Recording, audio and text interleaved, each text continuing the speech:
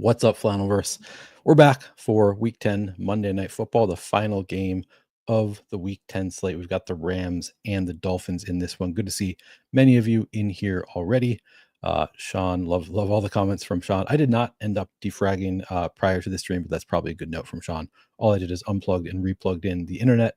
The box that I have up in my office that usually makes my internet better is not working, so I'm just on my regular Wi-Fi. Hopefully that does not cause any issues in this one. I don't think it will. Generally, we have pretty good fiber optic internet here, so should be good here.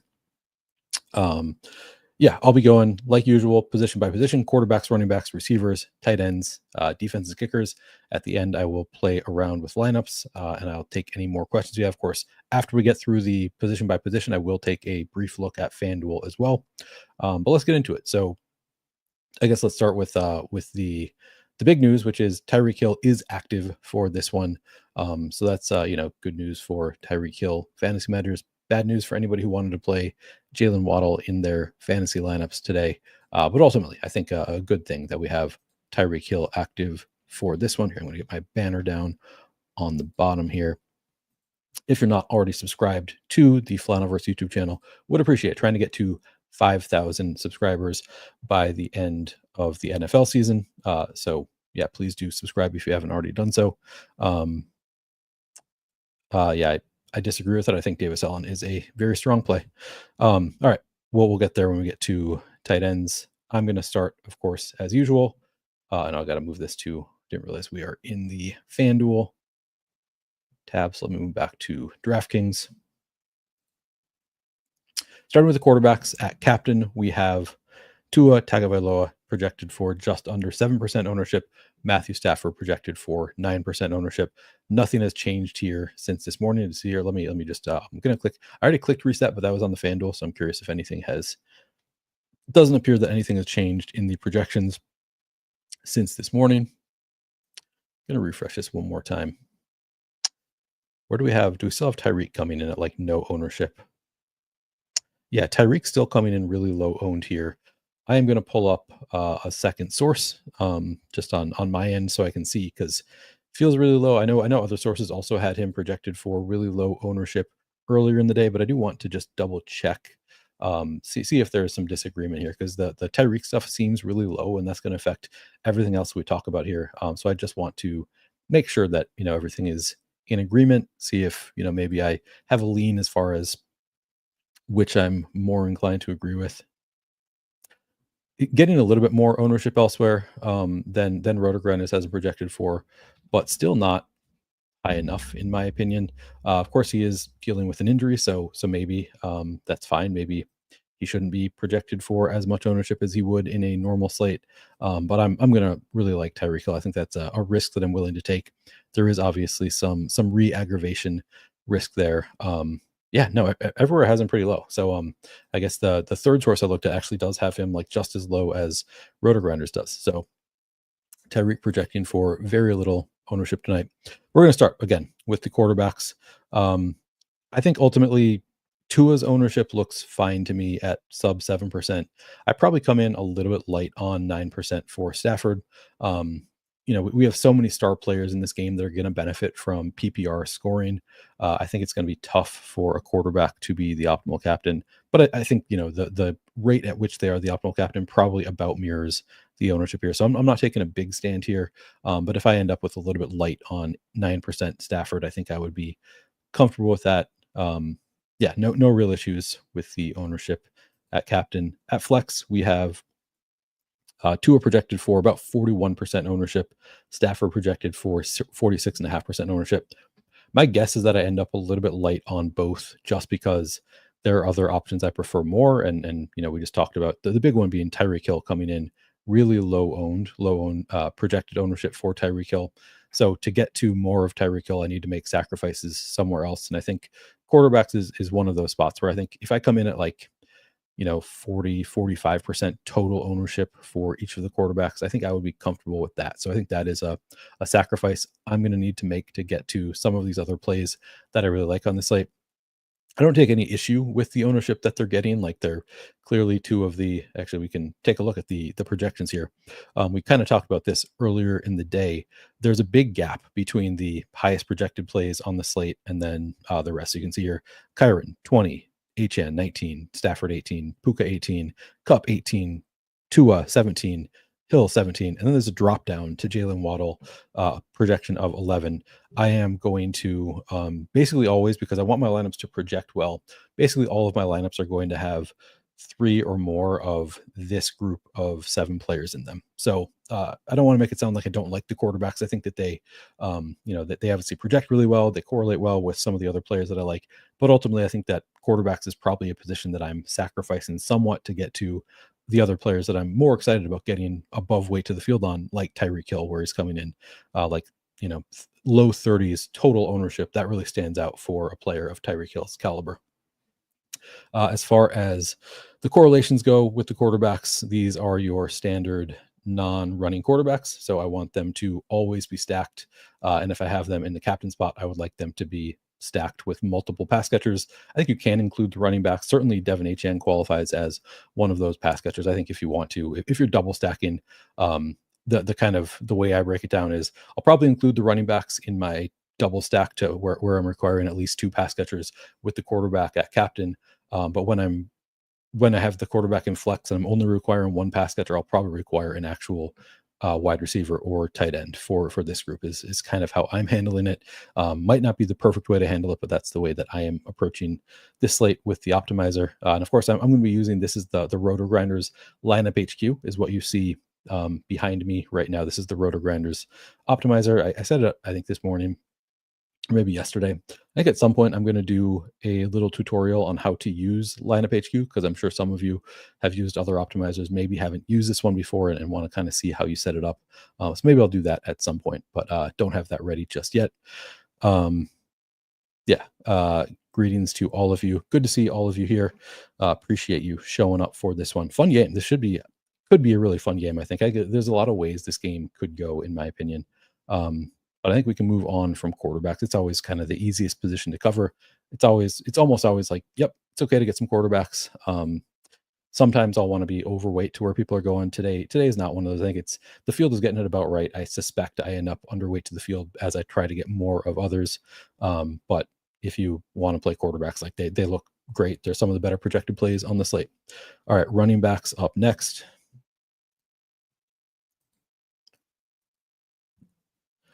Actually, I'm going to refresh this. Also, a lot of this I just have up since this morning, so I want to make sure everything is updated.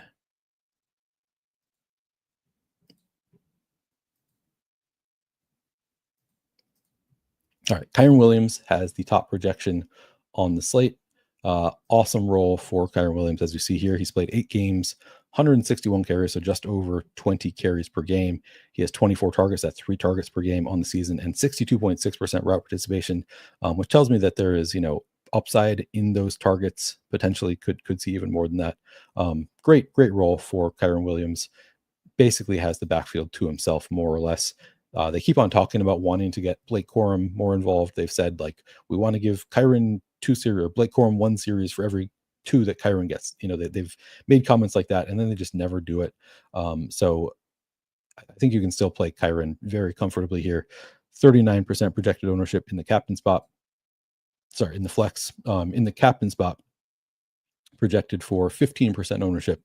And on the show I was doing with Adam earlier, he was saying that, he thinks that like 23% is the correct rate for Kyren. So if you think he's going to be 15% owned, he is massively low owned relative to that rate. That seems a little bit high to me.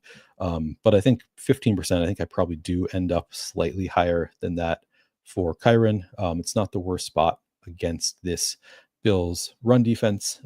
They have been, I think it's a slight run funnel. Actually, let's take a look at schedule adjusted fantasy points allowed. And this is, of course, this is on the Fantasy Points site. And this is free. If you want to take a look at schedule adjusted fantasy points allowed, that is free, I think, for the rest of the season at Fantasy Points. So you can check this out on your own. Also, I just moved over to just the last 5 games here.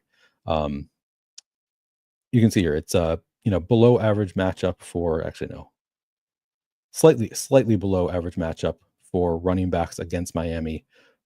Yeah, like right in the middle there. Running backs against Miami over the past 5 games in terms of schedule adjusted fantasy points allowed, and it's slightly positive both on the ground and through the air. So nothing really standing out there as far as the matchup goes for Kyren.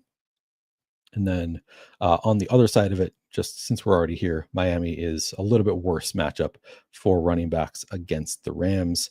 And you can see here it's a little bit negative both for on the ground and through the air. So not a great spot for the running backs here, but honestly pretty middling for both. Both are kind of neutral. Nothing standing out from that perspective. Yeah, not that's kind of the story of this game, though. We don't have any like really phenomenal matchups. Just kind of looking through across the board, it's like everything is pretty neutral. You can see like what is this? This is Rams receivers lining up out left have a positive matchup. That one kind of stands out. And then for Dolphins receivers, it's like pretty negative for the most part. There is tight ends actually looks like a good spot for Jonnu Smith here, but in general, it's nothing standing out like 10 points away from neutral here over the past 5 weeks. So the matchups kind of seem fine. Nothing standing out from that perspective. Kyren ultimately, I think a little bit too low owned in the captain spot, probably at 15%. I think I'd like to come in over that number in the flex 39%. Just given the price tag, I probably eat that. I probably get like right with the field there. I might come in a little bit lower than that. Maybe I get to 50% total ownership, and it's a little bit more in the captain spot rather than the flex for Kyren. But I think that the ownership looks okay there. Not a spot I'm planning to take any kind of major stand.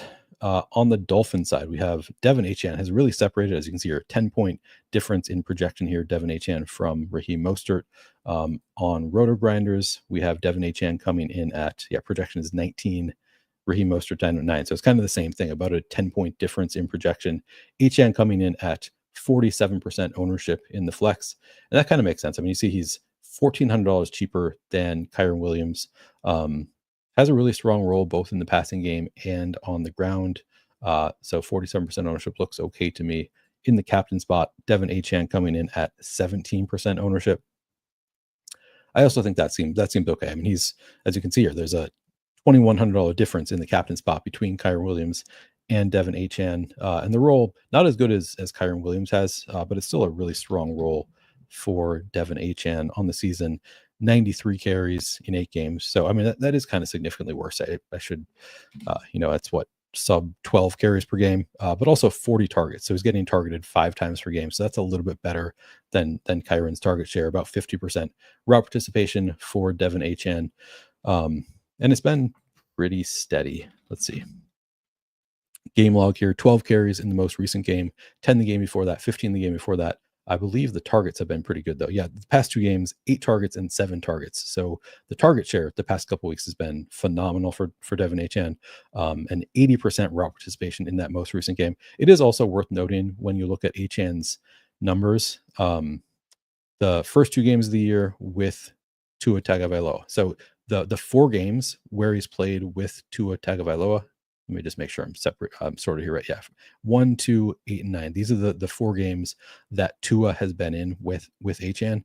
In those 4 games, 7 targets, 7 targets, 7 targets, 8 targets. Just awesome target share when he plays with Tua, whereas the 4 games with other quarterbacks is 4, 3, 1, 3. So pretty promising. The usage with Tua in particular for Devin Achane looks awesome. And he's only 9,400. So yeah, Achane really does stand out, but also the field is getting there in a huge number, 17% at captain, as I said, and then in the flex, Achane coming in at 47%. So you're going to be, if you play Achane, you're going to be right with a lot of the field, but the role is really good. And this is, DraftKings is PPR, FanDuel half PPR, really valuable when you're getting that many looks. And those are, with the running back, it's usually a lot of them are going to be shorter passes, so a lot easier to catch, easier to rack up those PPR points. And then he's also getting runs, so hard not to like playing a good amount of Achane today. Going to be one of my highest owned captains, as the field will be there too. So nothing too crazy there. Mostert, Antoine says Mostert troll night. Could be. Mostert, I did look it up earlier today. The next gen stats. You can just see like what are the fastest times ball carriers have reached this year, and he is on there. So I was wondering, like, has Mostert lost a step? Is that what's going on here? Doesn't appear to be the case. He has at least one where he's like over 21 miles per hour reached on a carry this year. The role not nearly as good this year as it was last year for Mostert. Actually, let's do game log here. So, I mean, still getting double-digit carries or close to it, averaging 10 per game over the past 3. The 19 was the game that Achane got hurt, I believe, mid-game, if I'm remembering correctly. But about 10 carries per game over the past 3 weeks. So not a zero role. Interesting here to go from 25% route participation in weeks, the past 2 weeks, and then just down to 2 total routes run last week. I don't want to read too much into it. That's obviously his routes dipped dramatically. Devin Achane's came up to 80%, which is like unheard of for a running back. My guess is that was kind of fluky and it's going to come back to this like 25% route share, but no guarantee there. He did still see, he saw a target on each of those 2 routes that he ran. So I guess there's the positive for Mostert there. The fun thing about Mostert is, like I said, he still has that top end speed, over 21 miles per hour. So he's the rare, like, backup running back who's 7,400, who I still think is totally fine to play if you want to play some Mostert. Like he's just good enough. He's a good enough player. I'm going to get rid of this. I forgot to turn on subscribers only chat. So good to see you here. Notorious here to inform us that the Dolphins will be winning by at least 50 points. He has predicted that actually for every Dolphins game as long as I've known him. So good to see that. Ingold is out. Yep, that's a good note. Ingold is inactive tonight, so we don't have to worry about any Alec Ingold tonight. Don't play him because he's not playing. Okay. Would you agree, Nick, that maybe Raheem Mostert, like 7,400, clearly too expensive for an RB2 who's getting 10 carries per game? Like that's 10 carries and like 1 target per game. Not an awesome role for Raheem Mostert, but I still don't really have much of an issue with this 17% ownership. I probably come in a little bit light there on 17%. Yeah, I mean, to be clear, like I think I end up coming in underweight to this because it's going to be tough for him to hit that number, but he clearly has the ability to just like break off a 70-yard run and just pay it off in one play. It's not a bad matchup with the Rams. So not a great role, but also getting some looks. And then he also has obviously massive contingent upside. If something happens to Devin Achane, it's possible that in that scenario, it would be Jaylen Wright coming in and taking on, like maybe they split, but I suspect it would be more Mostert getting more than 10 carries. So I think he's fine, but I probably do end up a little bit light on 17% for Mostert. That is like he's not a priority for me. He's somebody I want to make sure I have some exposure to because he has that explosiveness, but he's expensive enough that not really a priority for me. In the captain spot, just 3% ownership. I think I would try, like if you're doing a 20 max, I would want to have like 1 share of Raheem Mostert, just like get that 1 share of Raheem Mostert in there because you'd be double the field with just 1 in 20 lineups. You'd have 5. And I think he has that upside. I think he has the ability to just break off 1 long run and then maybe a couple more, gets to that 100-yard bonus and a touchdown, could break off a couple touchdowns. Like he still, I think, has that in him. Hasn't shown it this year, but I think it's, deep down somewhere, I think Raheem Mostert still has that speed and that skill to potentially do it. But ultimately, I think I probably end up overall a little bit light to projecting for about 20% total ownership. I think I'm going to have less than 20% Raheem Mostert, but I do want to make sure I've got like just a tiny bit of exposure to Raheem Mostert in the captain spot. Probably wouldn't, like if you're making 5 lineups, don't make one of them Raheem Mostert, but in 20 lineups, I would probably try to get 1 of Raheem Mostert. Behind Mostert is Jaylen Wright. He's 3,000, a little bit tough to get there. You can make a case for him. He's got kind of double contingent upside. It's kind of the case we made all off season in best ball is if either Mostert or Achane goes down, suddenly he theoretically should have a good amount of value. I think we've actually seen it, and he hasn't really ever taken on that huge of a role. Let me just pull up the game log here. I guess he had a 13 carry week in week 5 when Achane got hurt mid game. So I guess he did take on more of that role. So maybe he would. Maybe in that scenario, if Achane gets hurt, he would take on more of a role. Some contingent upside, but just one target on the year.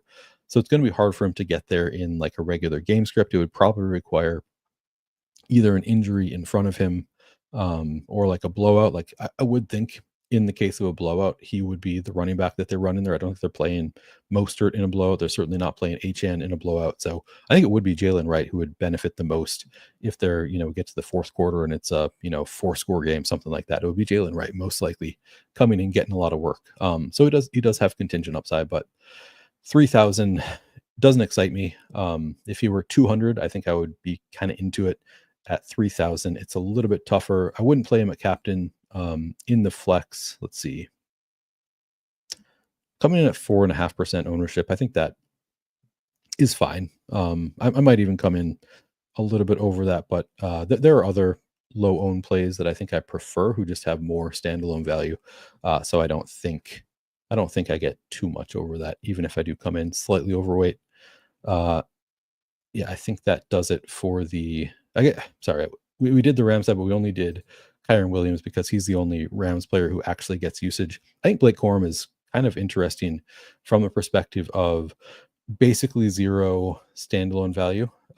So like not excited to play him. If you're playing high stakes, like you're likely eating something close to a 0 if you play him in most scenarios. You can see here just 1 carry last week, 4, 3, 5, just not getting a ton of carries, and then also 2 targets on the season on very low route participation. So nothing promising about Blake Corum's usage. If you want to play Blake Corum, the case you can make for him obviously is the coach speak is positive. Like it's, we'd like to get him involved. He does return kicks. So I guess theoretically you could score a touchdown there. That's not something I ever factor in all that much. But he theoretically the coach, it could be true that they would like to get him 1 series for every 2 that Kyren gets. And maybe in the right game script, that would happen. So I guess you have the positive coach speak, but then he also has just like top level contingent value. Like I think he would probably maybe Ronnie Rivers is there too, but I'm pretty sure Corum would be the guy who benefits the most if something were to happen to Kyren Williams. And Kyren Williams has such a strong workload. I suspect the vast majority of that would go to Blake Corum if something happens. So that's pretty massive contingent upside for Corum, and he's just 1,200. So it wouldn't even need to be like something happens in the first half. It could just be like you lose one quarter of Kyren Williams. Suddenly, you'd probably want to have like if I knew Kyren Williams is going to miss 1 quarter of this game, I would probably load up on Blake Corum in that scenario and just hope for the best because not going to get a ton of ownership. 7.5% projected ownership. I guess that's not nothing, but he's cheap enough that I think you could pay it off. And you could just have, you always have with the backup running backs, there's always the possibility of maybe Blake Corum has a 40-yard rush down to the 2-yard line. And then because he's worn out, they just bring Blake Corum in to run into the end zone, something like that. So I think there is some value on 7.5% there. I do have interest in Blake Corum. I like him better than Jaylen Wright. So if you're comparing the rookies who don't really get much usage, Blake Corum to me has just like because he has such massive contingent value, and I think theoretically better standalone value too. Even at higher ownership, 3% higher ownership, I still prefer Blake Corum. I think over Jaylen Wright. I think that does it for so Ingold is inactive, so don't play any Alec Ingold. Remember that. Yeah, I think that does it for the running backs. Let's move on to wide receivers. Let me move the sidebar down while I'm remembering to. I'll check in on comments before we get here. Let's see.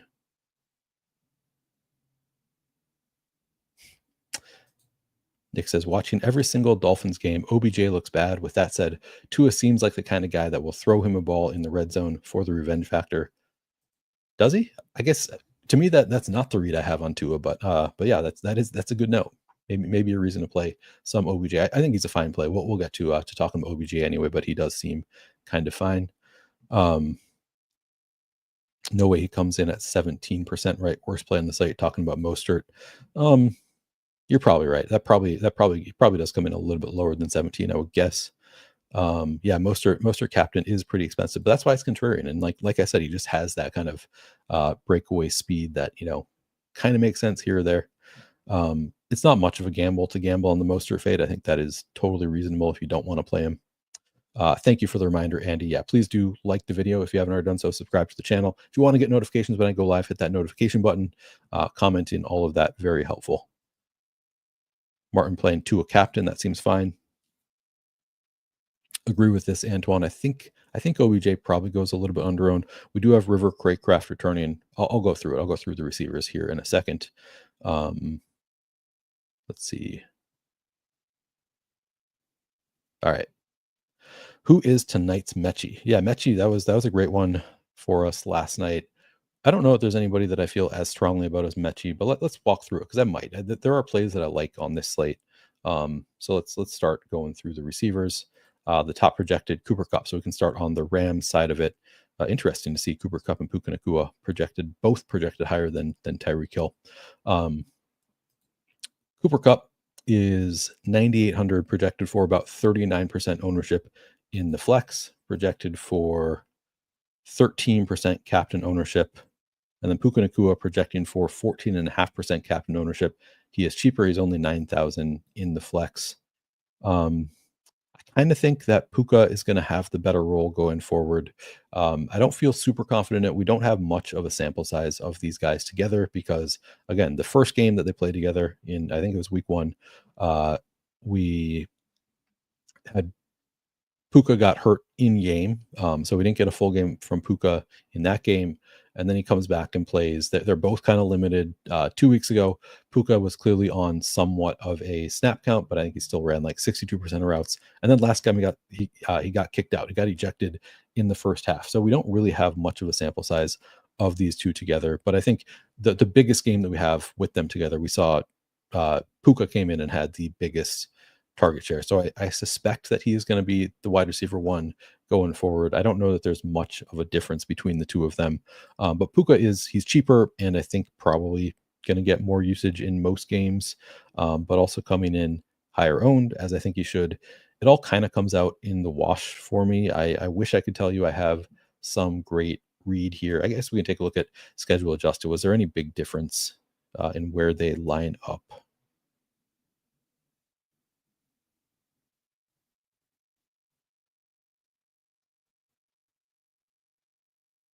Okay, wait. LA receivers.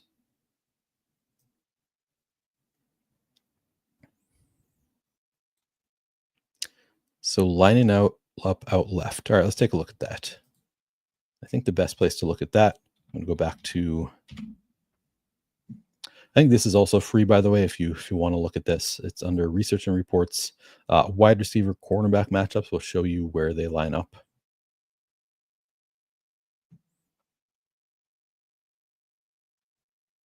So out left would be Demarcus Robinson. So it's neither of them. We're not really seeing anything to me that separates the two of them.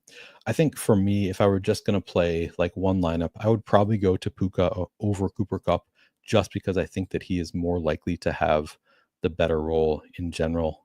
But just kind of speculating, we have such a small sample size of them together. I think both are really, really strong receivers. It probably comes down to who ends up scoring a touchdown here. I don't know. It kind of seems like sometimes Stafford does just game to game get hyper focused on one of them versus the other. Puka is a younger, rested, better dome player. Seems like chat in general is in on Puka over Cooper Kupp. I'm going to have a good amount of both of them.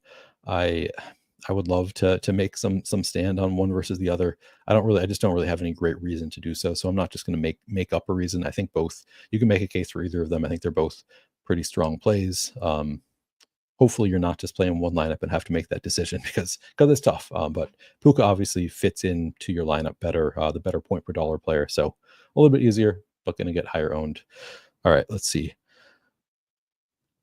Oh, let's go.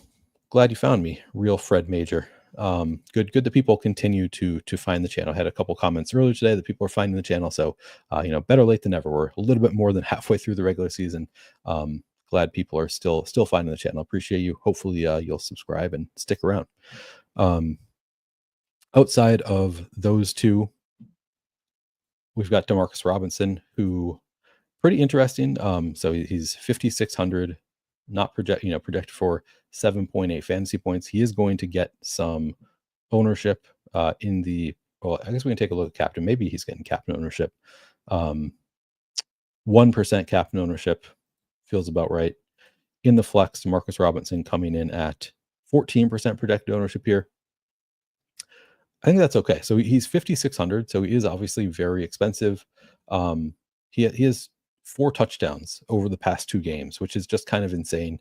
I do think, you look at, so this is weekly target share report we're looking at here, and it's you can see that he's just 9% target share in week 8 when he scored 2 touchdowns. It just really fluky that he scored 2 touchdowns in that game, and then in week 9 up to 20.5% target share, which is a season high for him. That was with, remember, Puka Nacua was out for half of that game, so I think that was just kind of a fluke to see him get that kind of target share. I'm not really buying into it. I'd love to. He was a guy that I loved him in best ball. I feel like I'm lucking out there, but I just don't really think he's going to continue to see crazy high usage. I do want to pull up. I'm pulling up on my end the Discord for the Coach Speak Index. I read it this morning, so you may have already heard this, but Sean McVay said, let's see.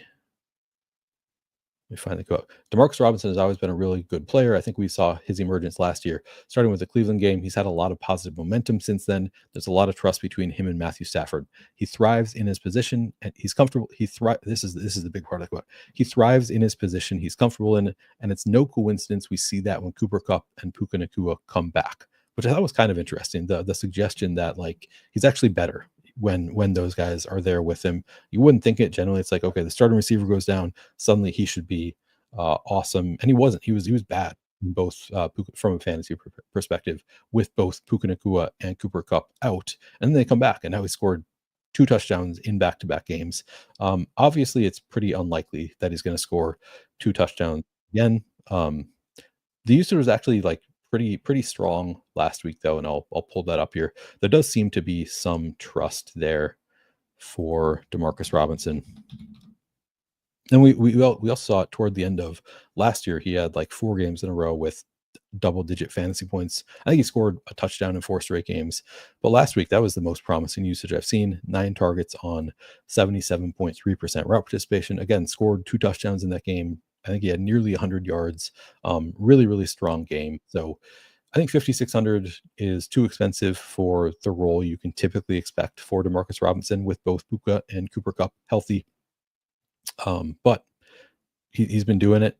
So 1% captain ownership again. That feels pretty fair for a guy who has scored 2 touchdowns back-to-back weeks. Like clearly within his range of outcomes that he could do it again. But I'm not taking any major stand here. Maybe I come in slightly above weight, but I don't know. He's not the biggest stand I'm taking on the slate. I think he's totally fine, but not like a huge priority for me. Ultimately, my guess is I come in over the 15% the field is at, but not by a ton. Outside of Cooper Kupp, Puka Nacua, Demarcus Robinson, you have Tutu Atwell, Tyler Johnson, Jordan Whittington. I've seen people talking about Jordan Whittington. I don't think I'm going to have a single share of Jordan Whittington. There's a good chance I won't have a single share of any of these: Tutu Atwell, Tyler Johnson, Jordan Whittington. I think you could make a case for them, but this is, again, the weekly target share. Actually, let's take a look at weekly route share report. So just those guys were really doing well with Puka Nacua and Cooper Kupp out. 0, maybe Whittington was hurt. Either way, I don't think Whittington really has much of a role with Cooper and Puka back and Demarcus Robinson there. I think it's basically back to what do we have last year, which is it's Cooper Kupp and Puka Nacua at the top. Demarcus Robinson slots into that wide receiver 3 role, and then it's kind of scraps for the rest. And Tyler Johnson, we see here 45% route participation last week, but that was because Puka Nacua, again, was injured in the first half. He had 27% the week prior to that. So that's, it's not nothing, but it's not really great usage for Tyler Johnson in that week. But that's still, Cooper Kupp just running 80% of the routes. Puka Nacua, did Puka yeah, Puka Nacua at 62%. So it's still like that was a game that they came back and was like, they're going to be limited. We didn't really know how much Puka Nacua was going to play. He just ran 62% of the route. So I think Tyler Johnson's still benefiting from the limitations on Puka Nacua and Cooper Kupp. And I think that they're getting a little bit healthier. Um, and then Tutu Atwell also 17% to 27%. So I'm kind of treating all of them as essentially, and it's I refer to them as the backup tight end types, where it's just like they're not going to have much usage. Sure, they'll probably get on the field at some point. Maybe they score a random touchdown, and you might want them in that scenario. But none of them like give me any reason to prioritize them. I think that there's like there are the three receivers who are generally going to be got tossed, not hurt. That's right, Daniels. Um, but either way, he was out in the first half. So you have three receivers that actually have real roles on the team where they're running a majority of the routes, and then the others it's just kind of scraps, and you just have to like guess right on which one of them happens to score a touchdown. And I'm not super confident in any of them, so I don't think any of those three like real tertiary receiving options are priorities for me. Maybe I get to a share or two there, but Sean says he's still on Whittington. I mean, what is the projection on Jordan Whittington? He's 0.5 fantasy points at 2,600. I don't get it. I don't know why you'd want to go there over Tyler Johnson, Tutu Atwell. Certainly could get there, but hasn't even run a route either the past 2 weeks. Maybe did I miss that there was an injury to Jordan Whittington? Doesn't really matter that much to me because I don't think I'm on him anyway. But yeah, just I don't really see any reason to be playing him. Tutu Atwell projected for sub 5% ownership with a projection of around 2. That seems about right. Tyler Johnson projected of about 2, about sub 5% ownership. I don't even see Whittington here. I don't think he has a projection. So, I don't know that he should. He hasn't even been active. I guess if he doesn't get any ownership, you could kind of consider it. But yeah, I don't really see any reason because we have a lot of other like low owned plays who are actually going to have roles here. So I don't think I'm going to those backup tertiary options. Yeah, I mean Jordan Whittington, I'm seeing elsewhere like zero projection, basically zero. Basically zero projected ownership also, which I guess you could make a case for it, but I don't really see it. All right, let's see. On the Miami side, you've got Tyreek Hill back, and Tyreek Hill has been dealing with it's a hand, right? Let me double check that. I'm pretty sure it's a hand injury for Tyreek Hill. That he is. Give me 1 second here.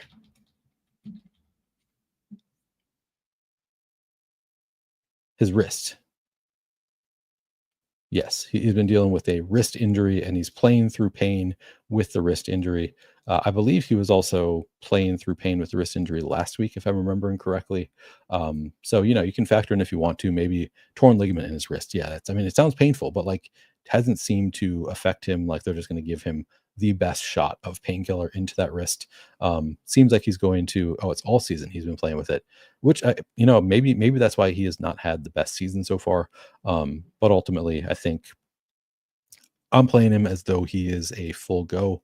Obviously, some risk of aggravation during the game, but he's not really getting much ownership. He is the most expensive receiver on the slate, um, but he's not projected for that. Let's see, 26% flex ownership is just way too low for Tyreek Hill, and then 4% cap ownership also just massively too low. So this would be, it's not the same thing as a John Mechie from last night where he was super cheap and nobody's talking about him.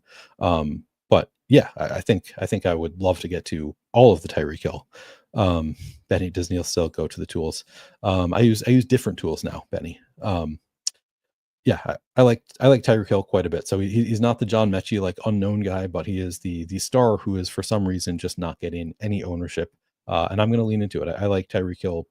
Like I think he's my favorite receiver, maybe my favorite play on the slate. Just overall, I think that he's going massively underowned. Yeah, I like him. I like him quite a bit. Um, I'll look at FanDuel after Waylon. Yeah, I'll get there in a minute. But yes, Tyreek Hill, love it at captain, love it at flex. I'm going to be loading up. Probably if I'm making one lineup, he goes into my captain right away. Um, And then beyond Tyreek Hill, we have Jaylen Waddle next up, who has not really had much of a season, also projecting for 27% ownership. He's 6,600 in the flex. At captain, Jaylen Waddle coming in at 5% ownership. I still kind of like Jaylen Waddle also, even despite not having the best role in the world this year. Actually, let's pull up the game logs. I think I have this. Yeah, okay. So these are I've sorted this by just the weeks that Tua Tagovailoa played. So you can see kind of the difference here. In the 4 weeks that Tua has been available for Tyreek Hill, 31 targets on 72.9% route participation. So pretty strong usage there, more than nearly 8 targets per game for Tyreek Hill. Jaylen Waddle, not the best usage, just 17 targets on 66.5% route participation. So just over 4 targets per game for Jaylen Waddle. But he also, we know, has, just like every other Dolphins player, has that breakaway speed to just break off a 60-yard touchdown, and suddenly you're really glad you have him, or really mad you don't have him. So I like both of them.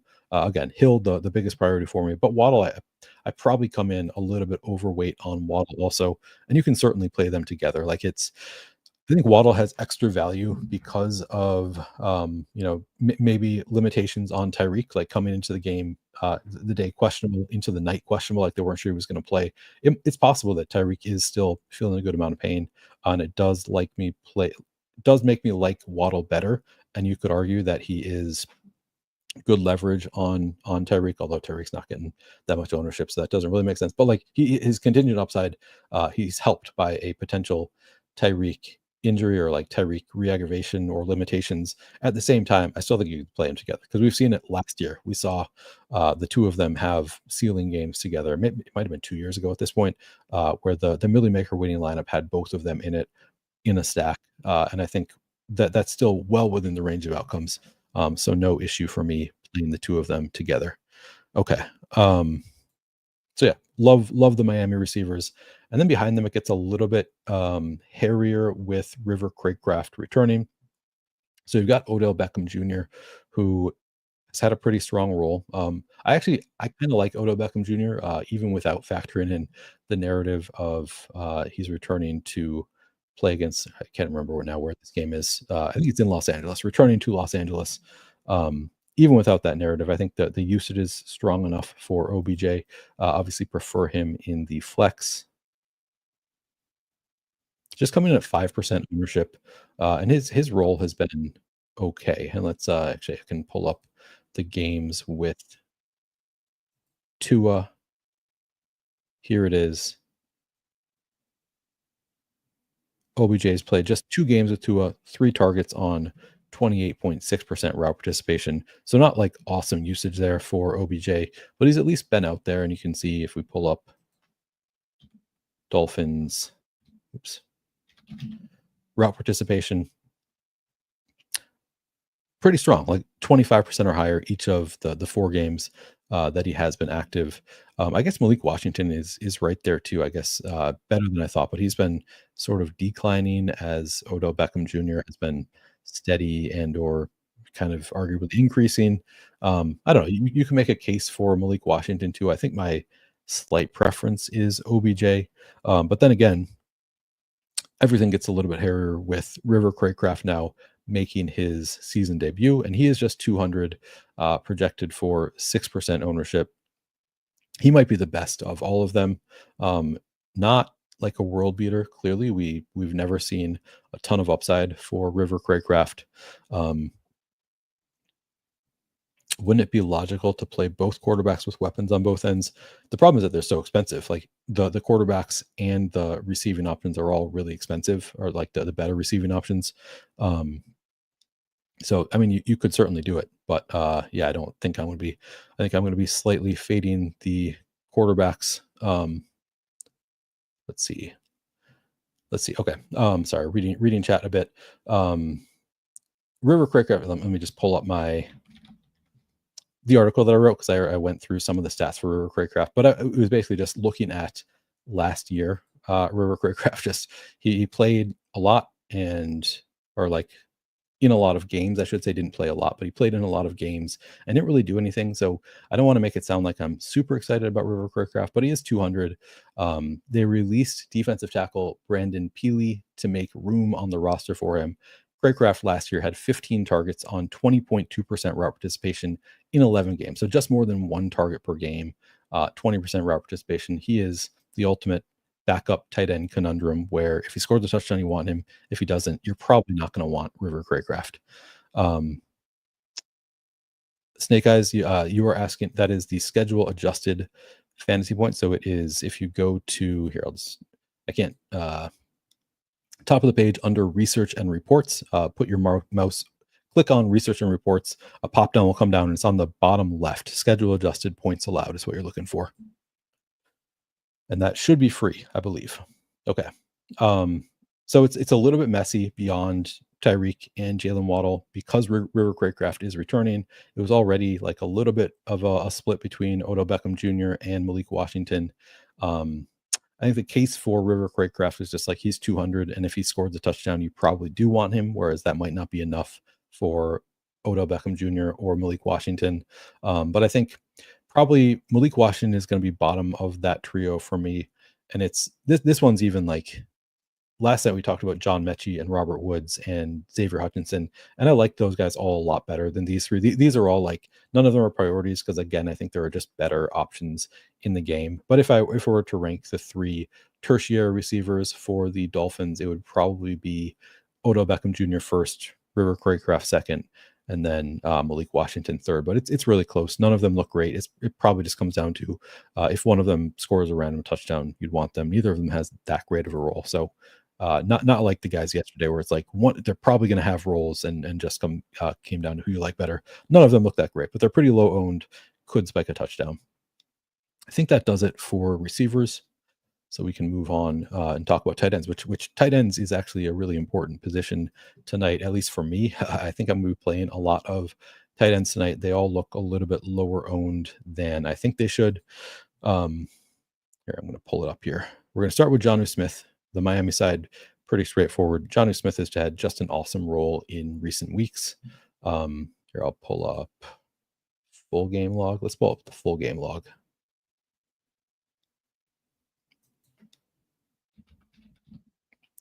So Jonnu Smith, over the past 4 weeks, you can kind of see that his role has changed pretty significantly from, early in the year, I guess he had 1 week with 7 targets, but it was 2, 3, 1, and then a 7 randomly in there. The past 4 weeks has been 8 targets, 7 targets, 6 targets for Jonnu Smith.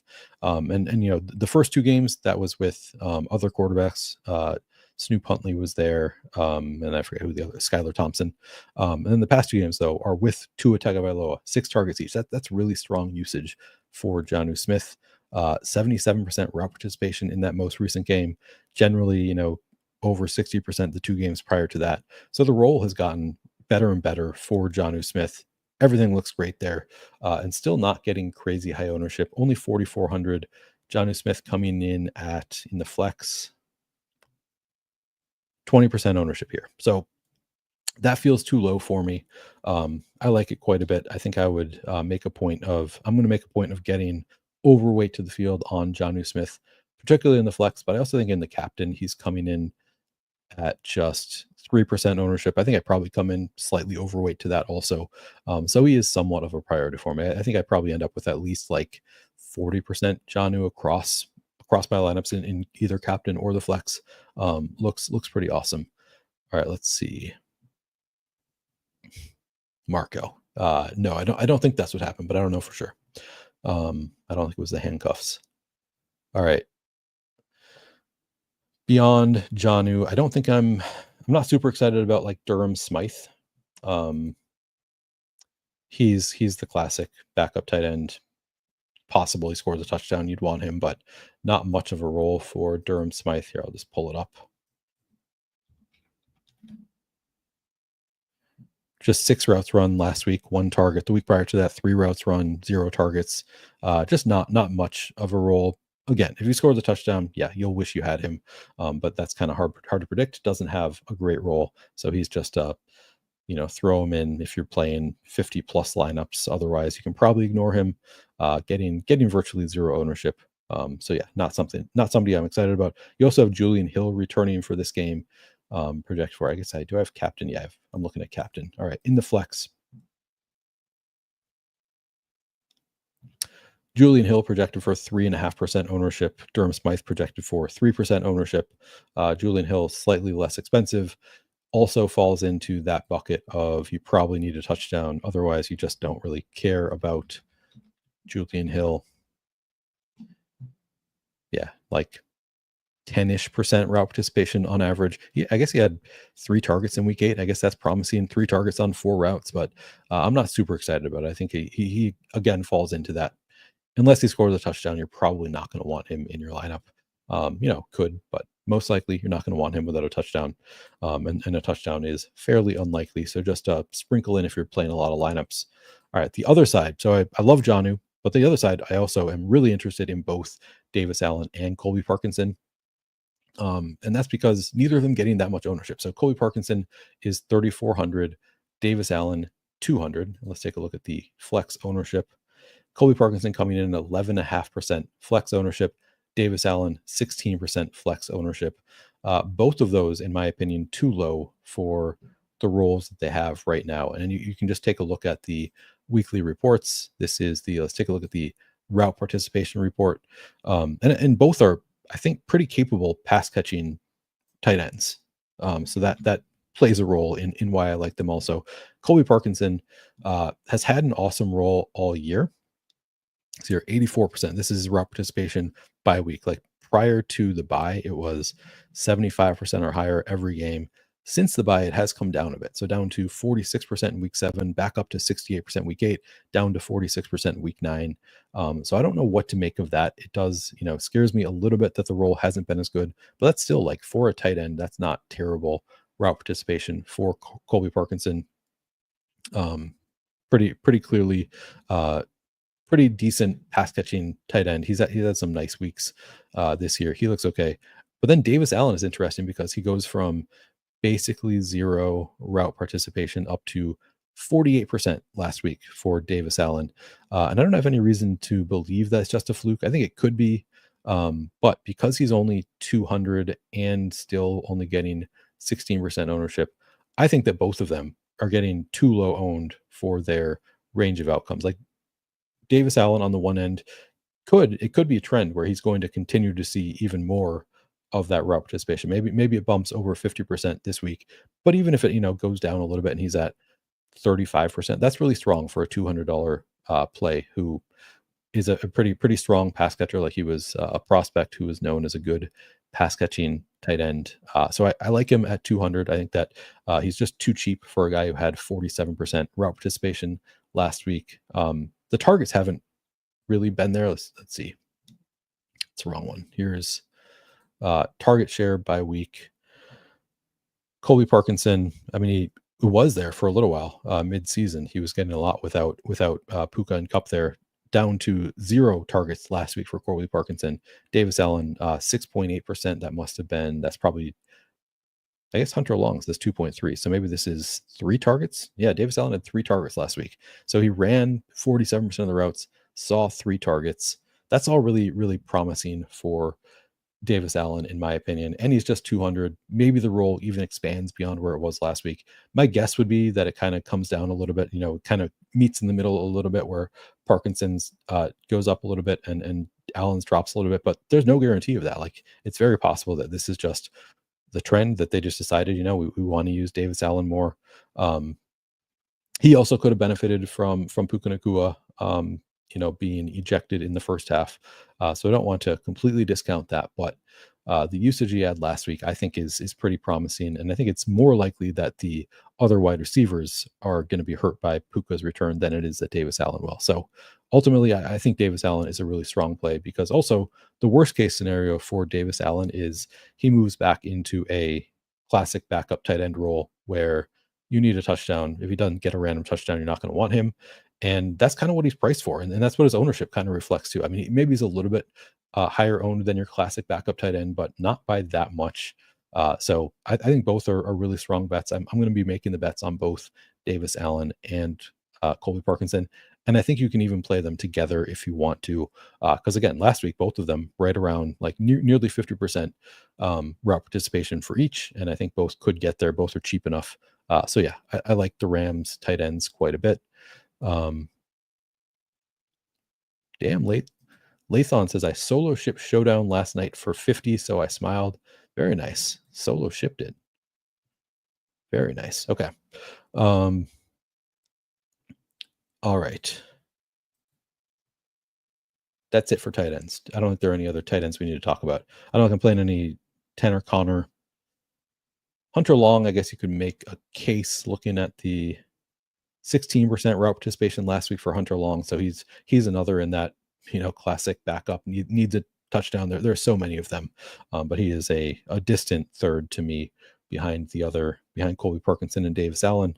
He would be just a kind of mix in, and then defenses kickers.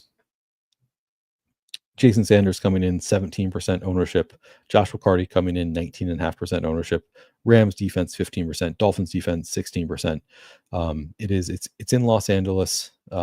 I don't know. None of these really stand out to me. They're all kind of in the range that I would like to be. I want to have probably want to have at least 15% of each defense and kicker, and no more than 25%. So I guess a little bit light on the defenses for me, but not something that's really standing out there. I do think the Dolphins have the better defense and they're cheaper, so that's a little bit. I prefer them a little bit more. Probably get a little over 20% there, but not that far off from the field. I think. Yeah, I think that's all I have to say about kickers and defenses. This isn't a particularly appealing slate for either, in my opinion. I think it's just a kind of standard. That you should have some, because it's just random stuff happens in a football game. Let's take a brief look at FanDuel, and then I'll make some lineups, take some questions, etc. All right, so FanDuel, starting with MVP. It's going to be a lot of the same. Kyren is the highest owned MVP. I think he probably should be. I think he's probably the best MVP option. Achane at 14%, that kind of stands out to me. Again, I just prefer going to the non-quarterbacks. Puka Nacua 9%, Cooper Kupp 9%. Nothing standing out there. Tyreek Hill 7%. So that's my favorite, I think, MVP on FanDuel. 7%, just too low for Tyreek Hill, given his slate breaking upside. I think Waddle is actually at sub 2%, kind of intriguing also on FanDuel. Maybe Tyreek Hill is limited. That's probably as low as I go. I guess, we've seen Demarcus Robinson score 2 touchdowns in back-to-back weeks, so I shouldn't completely write him off at sub 1% ownership. I think he's playable. But outside of that, I don't really see myself like the tight ends, I think, are better flex plays than MVP plays, not like huge priorities for me. Yeah, so Tyreek Hill stands out to me as the too low owned for his capabilities at MVP. Probably my favorite. Jaylen Waddle not far behind. I like both the Rams receivers, and then Achane, Kyren Williams look fine. I probably skip over if I'm making 5 lineups. I probably don't have any with a quarterback in the MVP spot, but I don't have any huge issue with them. They're just fine. And then in the flex, sorting by ownership here. Again, Kyren just 31% owned in the flex. He is 15,500, so kind of expensive relative to everybody else on the slate. Devin Achane just 11,000. I like that quite a bit. 39% ownership seems totally fine there. Puka Nacua 13.5. Tyreek Hill again stands out here, 25.5% ownership at 1,400. Love that. Cooper Kupp coming in lower owned than Puka Nacua, so here I'd probably be more inclined to play Cooper Kupp even at the $1,500 more expensive. Take that ownership discount. Excuse me. Jaylen Waddle just 18% owned on FanDuel at 9,500. That stands out. Like, that's way too low for a player of Jaylen Waddle's caliber. So I like that quite a bit. I think that's a spot I would lean in, be way over 18% on Jaylen Waddle. Jonnu 15.5 looks pretty good. Demarcus Robinson's fine. Davis Allen again 6%. I like that. Colby Parkinson 6%. Davis Allen just 5,000. Colby Parkinson 7,500. So yeah, 6% on each of those. Sign me up. I like quite a bit.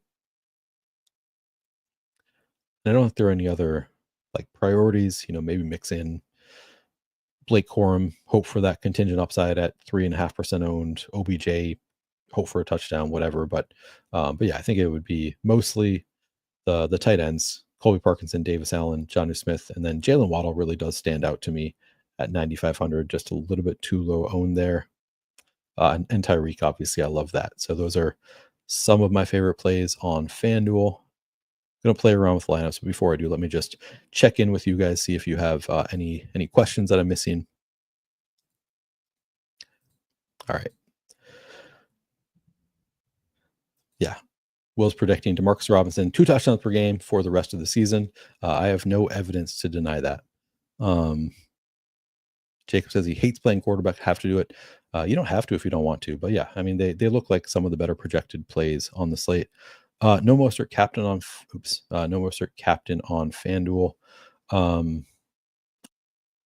It's not my favorite, but I have no issue. If you want to try it, like certainly he has the ability to break off 2 touchdowns and like nobody will have him. So it's kind of the same. Honestly, not that dissimilar to a play as DraftKings. On DraftKings, he's a little bit cheaper than like the high end guys. So it's easier for him to get there without being the highest scoring player. But I think it's within his range of outcomes, certainly, to be the highest scoring player. So no real issue with it. Does group order not work in lineup HQ? I actually don't know. I only build 4 groups in lineup HQ. So I haven't played around with it beyond the way I've used it for the most part. I think there is something you have to kind of get used to the ordering and the way that I build groups. It has not become an issue, but I don't want to speak on something I don't really know about. So if Jesse's here, you could ask Jesse downside of me on Twitter if you want to. He would know. He taught me how to use it. All right, let's see. All right, let's see here. Do I think Hill really will be that low? Probably not. I do think he'll be low. My guess is that the ownership projections are a little bit light just due to like he was out in some projection sources earlier, maybe hasn't adjusted enough. But yeah, my guess is he comes in a little bit higher than he's being projected and still not high enough is kind of how I'm guessing it goes. Let's see. That would be such a bummer if Tua gets knocked out of the game early with a concussion. That would be just probably be the end of his career if he does. That'd be really sad. All right, let's see. That's good call. Yeah, like Tua might be more inclined to just get rid of the ball and not get hit. So maybe that benefits Jonnu Smith also. Let's see. All right. I think I've caught up on questions. Kind of like Robinson, the captain spot, no real issue. Okay. How much are you leaving for salary for FanDuel and DraftKings? I think I'm probably going to force like 1,800 left on DraftKings. If I play any FanDuel, I'll probably leave at least 1,500 is generally a good rule, I think, to avoid the most duped lineups. Thank you for the reminder, Sean. Yeah, please do like the video. All right. And subscribe is really the biggest thing you can do for me. Would appreciate it. I'm going to go ahead and just put Tyreek into the captain spot. Now we have 7,000 left per player. That's clean. Okay. Throw in a couple of these tight ends that I like. So I'll put in Jonnu. I'll put in Colby Parkinson in this one. Now we have 9,000 left per player.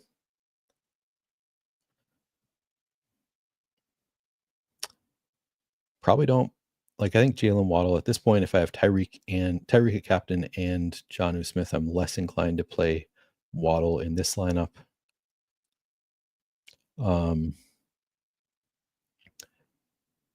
Maybe here's where I go Cardi. Throw Josh Cardi in there. Now I have 11,200 left per player. Now I can just throw in Kyren Williams and Tua for the correlation, I guess. And I've got 2,400 left over. So here you have it. A large field tournament lineup. In this one, you need Colby Parkinson to outscore everybody up to 5,800. So you need Colby Parkinson to outscore DeMarcus Robinson. Jason Sanders, both defenses. I think that's totally reasonable. Cardi now needs to outscore everybody up to 7,200. So you do need Josh Cardi in this case to outscore Jaylen Waddle. I think he's been bad enough, even though I really like him on this slate. I think it's within the range of outcomes that the kicker outscores Jaylen Waddle, certainly. So I think that all of these are like likely enough that I'm not too concerned about it. Yeah, I think this looks good. You do need Tua to outscore Cooper Kupp. I mean, they're the same price, or no, I guess he's a little bit more expensive than Cooper Kupp, and you didn't outscore Achane. So you're taking some risk putting Tua into this lineup, but maybe throws 2 touchdowns to Tyreek Hill, 1 to Jonnu Smith, and suddenly you're golden. So this is one that certainly could work out for a large field GPP. All right, so there's one. There's a Tyreek Hill lineup. Would you play Tua if you got Hill at captain? I would play it both ways. You're going to be much more likely to be duped if you play Tua in your Tyreek captain lineups, but it also obviously has awesome correlation there. So I think you can go both ways. Harpy, I did this a week or two ago. It's just correlating within your lineups. If you want like a full breakdown, go into my Discord. The link is in the description of this video, the Flannelverse Discord. There is a channel called Flash Drafts where I went through the whole strategy on Flash Drafts. But the biggest thing is just correlating within your picks. If you took a player, take that player again. If you did not take a player, then continue to not take that player. That's just the biggest thing for Flash Drafts. There are some other things to think about, but you can find those in the Flannelverse Discord in that channel. Okay. Both RB lineup kind of works. Yeah. Hill over Achane, captain, single entry on DraftKings. I think both are really strong captains, but Hill coming in lower owned, so I had slight preference there. I'm going to make one more lineup here. So we did a Tyreek Hill captain lineup. Let's do one more, and then I got to get to building my own lineups. Let's do a Puka Nacua captain lineup. Now we can throw it. Now we have 7,300 left per player. I like Achane also. Can we do Kyren in this one? We still have 54.33 left per player. Man, it's easy to build on this site, isn't it? Now we go Waddle over Hill in this one because we don't really have that much money for Tyreek Hill. Now we can throw in, could do Jonnu again. I could also go down to Davis Allen.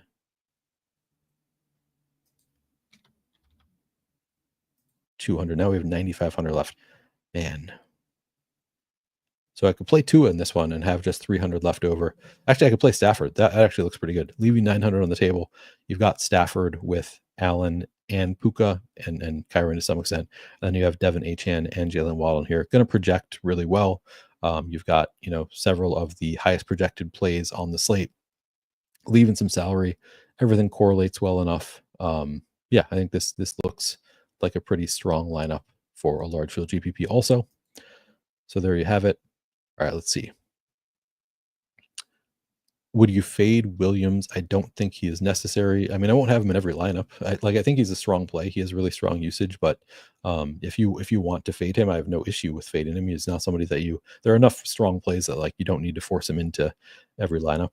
All right, I'm going to get to building my lineups. Hopefully you guys learned something here. Hopefully we can make some money tonight with our Tyreek Hill and our tight ends and all of that. Yeah, I think that this should be a fun slate. Hopefully we can make some money on it. Justin says, can you do some FanDuel? Do you mean lineups? I don't have time to make lineups on FanDuel tonight, I don't think. Yeah, it's too late at this point. I went over FanDuel just a little bit 10 minutes ago. If you missed that segment where I just talked about some of the FanDuel exposures, but it's kind of the same thing. The lineups that I made here, you just leave off a piece because there's only 5 players in them. But throw Tyreek in the MVP spot.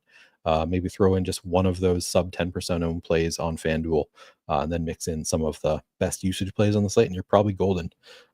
Yeah, but I could try that another night, making some FanDuel lineups if you guys want it. All right, let's go. Let's make some money tonight. Good luck, everybody. And make sure you join the Flannelverse Discord, subscribe to this YouTube channel, etc., etc. Yes, Waddle is a sneaky captain, WW Fresh. Yeah, on FanDuel. Definitely sneaky. All right, thanks, guys. Catch you on Thursday.